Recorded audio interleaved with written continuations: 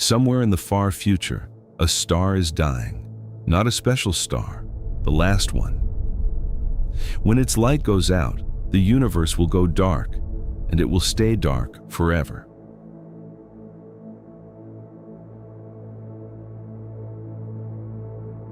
This is a simulation of everything that happens between now and then.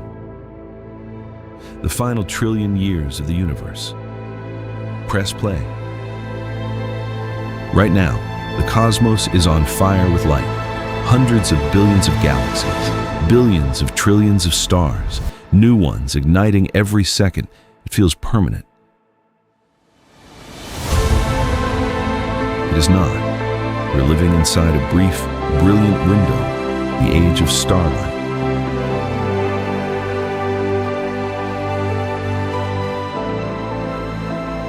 And the lights are already, very slowly, beginning to go out.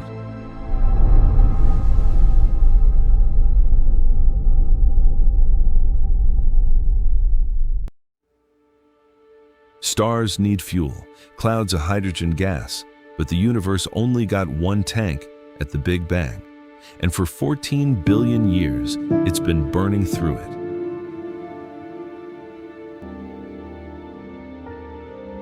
Simulation year, 100 billion. The big blue brilliant stars, they burn fast and die young. They're the first to go.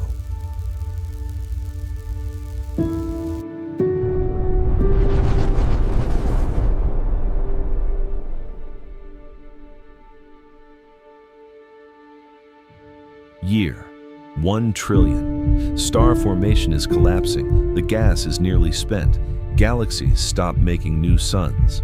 From here on, the universe is only losing light, never replacing it.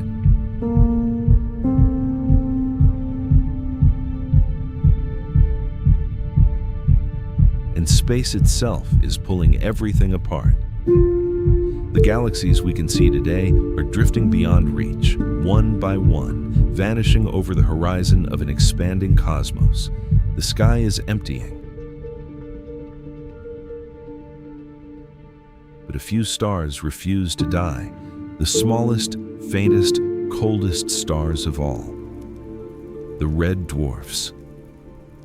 They sip their fuel so slowly they can burn for 10 trillion years. Long after everything else is gone, they will still be glowing. They are the survivors, and one of them will be the last. Simulation year, 100 trillion. This is it, the final star in the entire universe. Everywhere else, darkness, no galaxies, no neighbors, just this one ember and the cold.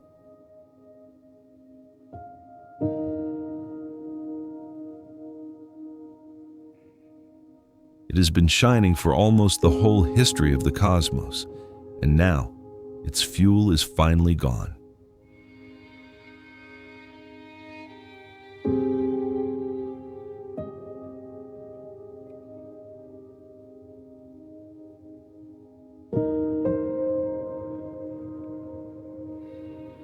There it goes, the last starlight the universe will ever make.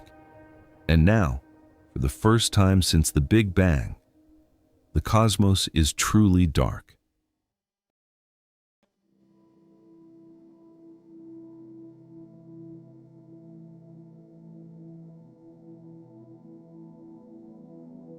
If anything was alive to see it, that was the last sunset.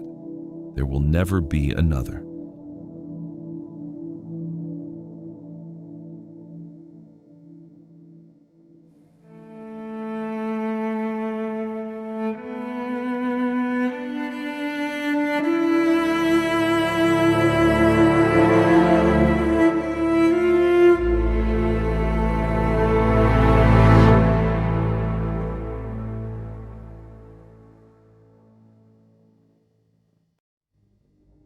The stars are gone, but their corpses remain.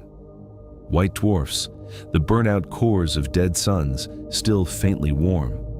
Neutron stars, dead planets, frozen gas, a graveyard lit only by fading embers.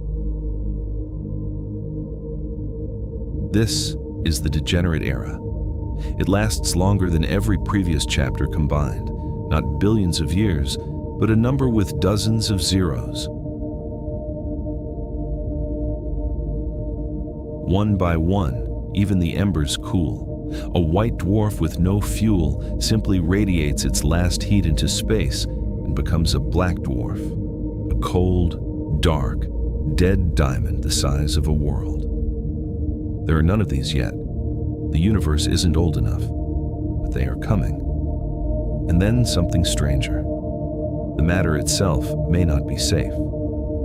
If our best theories are right, the proton, the building block of every atom, of every dead star, of you, is not eternal. Given enough time, it falls apart. Slowly, everything solid in the universe evaporates into faint radiation. The dead stars don't just go cold, they dissolve.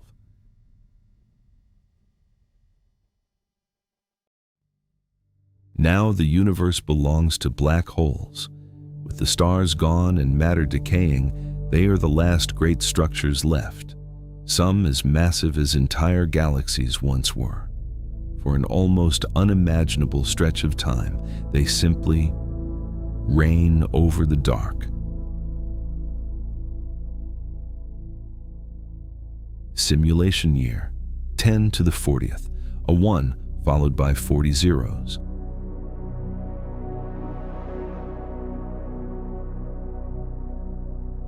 But even black holes are not immortal. They leak. At their edges, the laws of the quantum world let a trickle of energy escape, hawking radiation. Over enough time, that trickle drains them completely.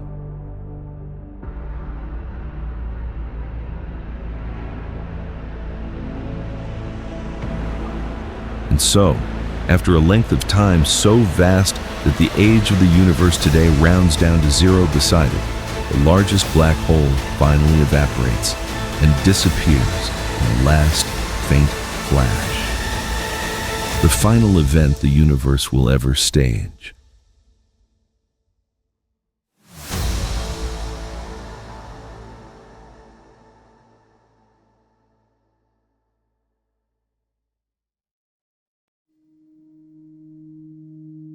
This is the dark era. No stars, no matter, no black holes, just a thin, ever colder fog of light particles drifting apart forever in an expanding dark.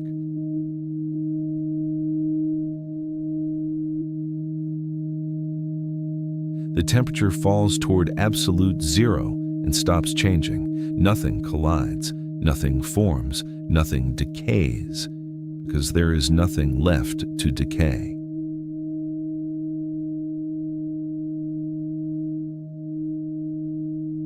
For the first time in its entire existence, the universe is finally at peace, permanent, unchanging.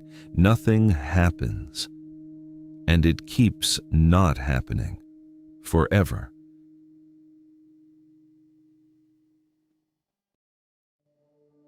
So why does any of this matter to us, trillions of years too early to see it? Because it changes what now means.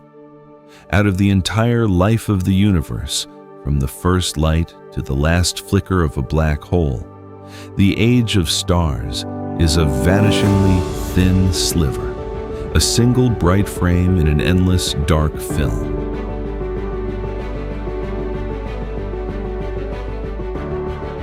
And we are inside it. We exist in the rarest possible moment, while the stars are still burning, while there is still light to see by and someone to see. The last star hasn't been born yet. The darkness is trillions of years away. Tonight, the sky is still full of light. So here's the question I'll leave you with. If you knew you were living in the only era the universe will ever be bright, what would you do with the light while it lasts? Tell me in the comments, and stay. There's more of the cosmos to explore.